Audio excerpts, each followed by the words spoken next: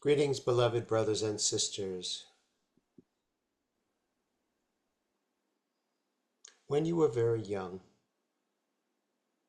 perhaps you heard the expression, two wrongs don't make a right. This is quite true. When you have been wronged, and your answer is to wrong the person who wronged you, it seldom results in a peaceful resolution. It seems like it would, but it doesn't. There are countless examples of one person or one country doing something wrong to another.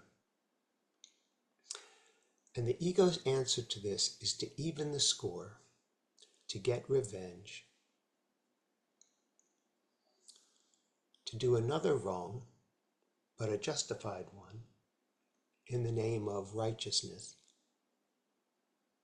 to achieve parity or justice. This is utter folly that continues to be repeated. Many years ago, in the early 90s, a wrong was committed. At least some people would interpret it that way. And yet this wrong was photographed on someone's phone and videotaped and then distributed throughout all public media and all social media. And the wrong was, ostensibly, a video of 4 Los Angeles policemen beating and kicking an African American man who was lying on the ground repeatedly. The reaction of many people seeing this was extreme.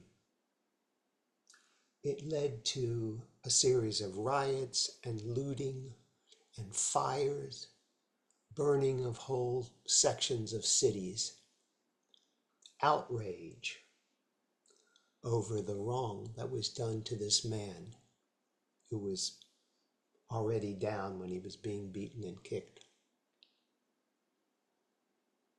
And yet, the reaction to that wrong,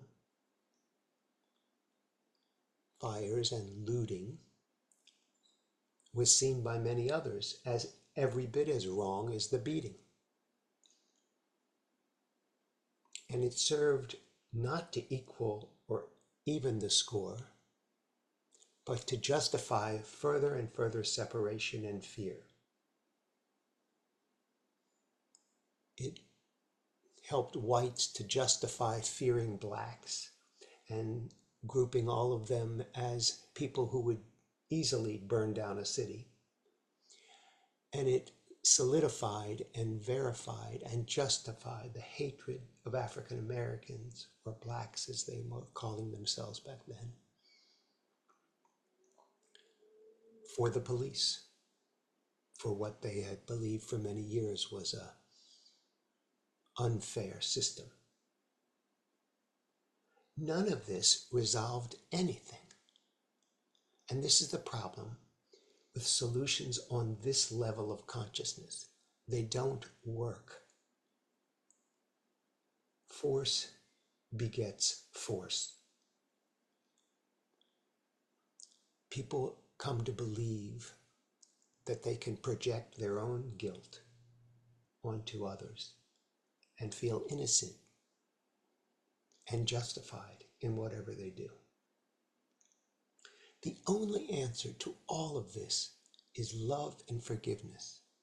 It's the only reason to be on the earth, is to practice forgiveness for the mistaken notion that you are separate, that you have something to fear, that you are guilty, and projected outwards that others are guilty.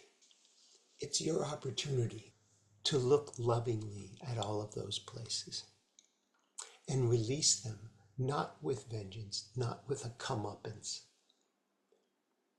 not with what is called justice on that plane, but instead with forgiveness. This is the only place that healing is allowed to come forth.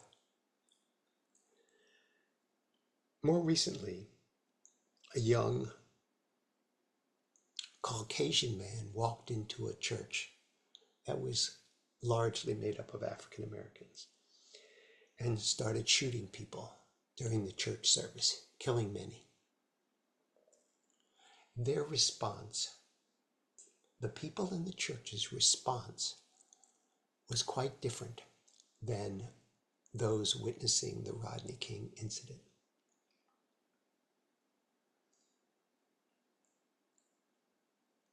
They forgave the shooter,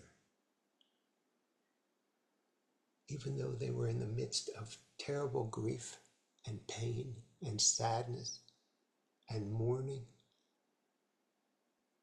They came together as a congregation and forgave that shooter. They saw his innocence and acknowledged that. That act made that church more holy than it would ever have been otherwise. It isn't necessary to have a horror show and then demonstrate forgiveness. Anytime you feel separate, practice forgiveness. Forgive yourself for thinking that you're separate, and forgive others for believing that they're separate, and thus fearful, and thus justified in projecting their guilt outward, thinking they can expiate their own by these acts of cruelty and unkindness in the name of justice. Interestingly, a famous quote from the Rodney King incident was what he said, which sounded simplistic at the time, but was actually quite profound. He said, "Can't we all just get along? Can't we all just get along?" Love is the only answer to everything that you're dealing with. Love yourself, love others, forgive, forgive, forgive. But not by making what they did real and then making yourself holy because you're above it all. But really practice forgiveness by knowing the truth that who you are and who they are one. And this is an illusion, and only love and truth is real.